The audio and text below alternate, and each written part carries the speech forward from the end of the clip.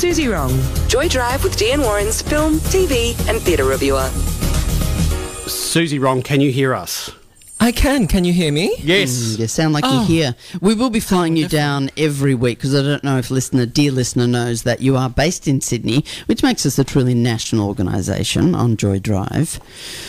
You said I'll bring along some of that Sydney COVID to you. How about that? I'm sorry. No. I feel like Eastern Seaboard is just one state, let's face it. Let's just all buckle down together. Suzy Wrong, I hope you are safe and well up there. Now, you set us the homework of watching Special. Tell us about it.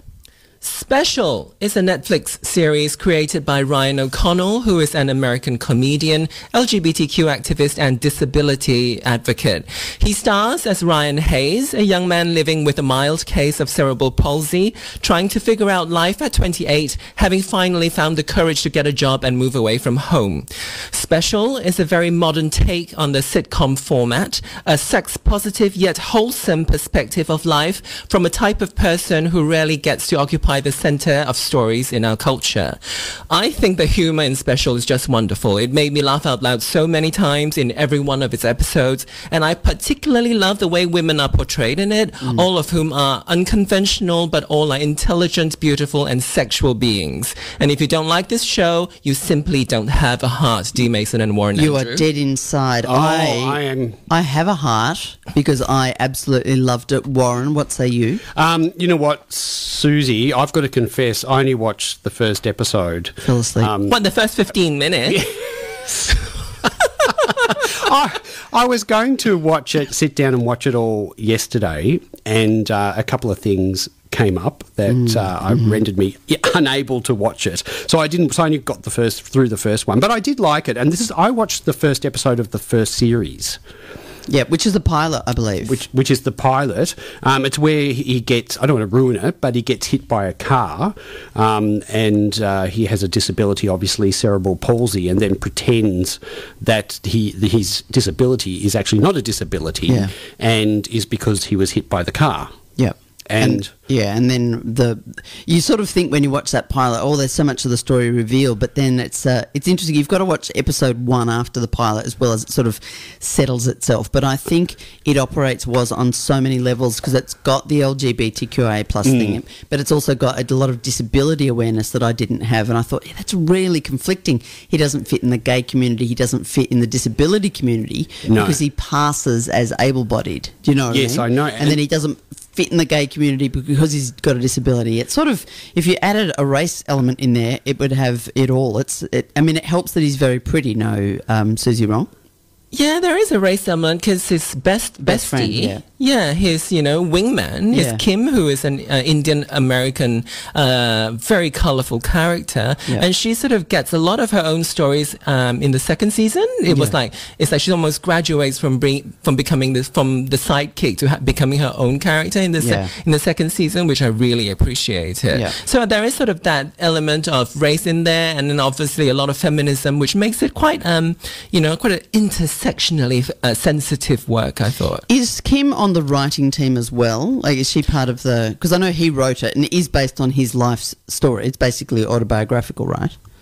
Yeah, I think it was based on a memoir he wrote when he was slightly younger. I don't think Kim is on the writing team, but she certainly embodies the role perfectly. Like, her humor is so splendid. It's just so enjoyable to watch. Yeah. Do you think there was a bit of a missed opportunity, though, because we've got someone living with a disability, a gay man living with a disability, but we're not seeing actually what it's like living with a disability, do you know what I mean? And saying, I've got this disability, and how people react rather hiding it. I like that it is more about... I like that it is more about the comedy that he's able to bring into the sitcom, and then it's almost like all that stuff, the important stuff that underlies, his experience in the world, it sort of affects us subliminally because we are focused on the jokes, but he doesn't talk about the challenges, the difficulties sort of in your face all the time, but it's sort of all the stuff that's behind the things that you're laughing at. So I think it's quite skillfully done in that way. Like, you're not sort of looking at it too sort of harsh and brutal and face on, but it's always beneath the surface. Yeah, I think you're right. I hadn't thought of it in my own head, but the female characters are all very well developed. The mother character is exceptional. So it examines the relationship between this gay man who has a physical disability and his mother, and it's a very sort of controlling and also codependent relationship, which is interesting. And then you're sort of cheering for him, but at the same time, did you feel this, Suzy? There was times that I had to check my own views of his disability by saying, oh, that's improbable. I don't think that he would pull that guy, or I don't think that this would happen.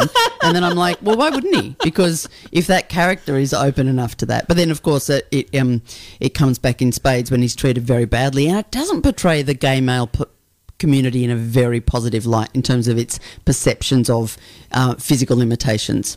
Yeah, it's not one-dimensional. Like the gay community is such a big community with all kinds of people, and I think it comes across well. Like some people are really good, some people are really bad, and I think that's why it's so enjoyable. I was going to say, I did see one sex scene, and I thought it was shot really, really well, and it was quite funny because you could tell they didn't want you to see anything, and so the angles that they over-exaggerated the angles so you couldn't see anything, and it looked quite funny. They messed it up a few. I saw a couple of cocksocks though. I saw that they, I saw a few. Not that I was looking that hard, guys, but you know.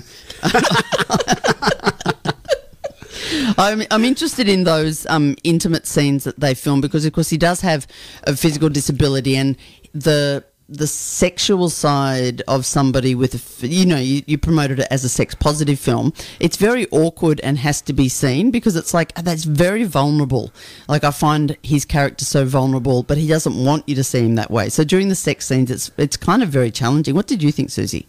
I love it. I love that it was so challenging. Like you were saying, it sort of brings up our sort of prejudices against, people with disabilities, or sort of our preconceptions about what people with CP are like. When we think that, why would that so-called normal-looking gay guy be interested in him? Like when we actually think that is so horrible, we're like, oh my god, you can't think of things like that because this guy is beautiful and he's funny and he can basically do everything. He just moves a little bit different. That's all. Absolutely, and it's probably more fun than it is with someone who's got the perfect body and a horrible attitude. And I think that I believe that these sex scenes and a lot of the more intimate moments could only be performed by the writer. Like, I think that he's written himself into that little awkward position that you couldn't get an actor of whatever ability to play that role. I think he's done an amazing job to write himself that vulnerably. I think it's a brilliant series now showing on Netflix. And 2 seasons, it was seamless between season 1 and 2. I just jumped straight into season 2. It's only a couple of hours, really, isn't it, to watch? The whole 2 seasons. What are they, half-hour episodes? 15 minutes. The first season is made up of 15-minute episodes. Right. Like, that was like a taster. And a couple of years later, they came back with half-hour episodes, and it became a lot more fleshed out. Yeah. And I really loved it. Suzy, what's our homework for next week? Well, it's your pick, wasn't it? It's called The Unusual Suspects. Yes. The Unusual Suspects. On SBS. It's a 4-part series about a group of Filipino-Australians set in the wealthy eastern suburbs of Sydney. Now, I have had a little sneak peek of this, Suzy Wrong. Have you watched it? We will talk about it next week. But I need to know, I might go and do my research because I want to know if all of the female Asian actors are Filipina, because I don't think they are. Well, would you have to be to have that role? They are. I think they're genuine Filipino actors, but let's confirm. Yeah, I was thinking that. I was thinking, it almost, I don't know, within the Asian acting community, Suzy Wrong, you tell me, is doing an accent. Like, they're obviously not speaking with those accents in life, so they're doing Asian accents. How does that play? Let's talk about that next week because I'm really interested in that. Because when I hear somebody doing that accent, I think, yes, obviously on one level they're acting that part, but on another level, are we doing Asian voice? I feel very uncomfortable about it, so I'd love to talk about it. You're talking about Apu in The Simpsons. Exactly, yeah. I think those days are over. Yes, I know, but then when you hear, I think we're all so sensitive to accents being done, particularly. Yeah, I'd love to. I don't know the actors in Unusual Suspects, but I know that the couple of times I've been called in for auditions, I was sort of quite quietly asked for a more Asian accent. Oh, really? It still happens. Yeah. Yeah. Yeah. So it still happens. Yes. So Next week, The Unusual Suspects on Netflix. Today we were talking about I think on SBS on demand, so a free service. Today we're talking about Special on Netflix. I'm going to go and finish the series. Suzy Wrong, we'll catch you when? I'll see you next Tuesday. See you next Tuesday.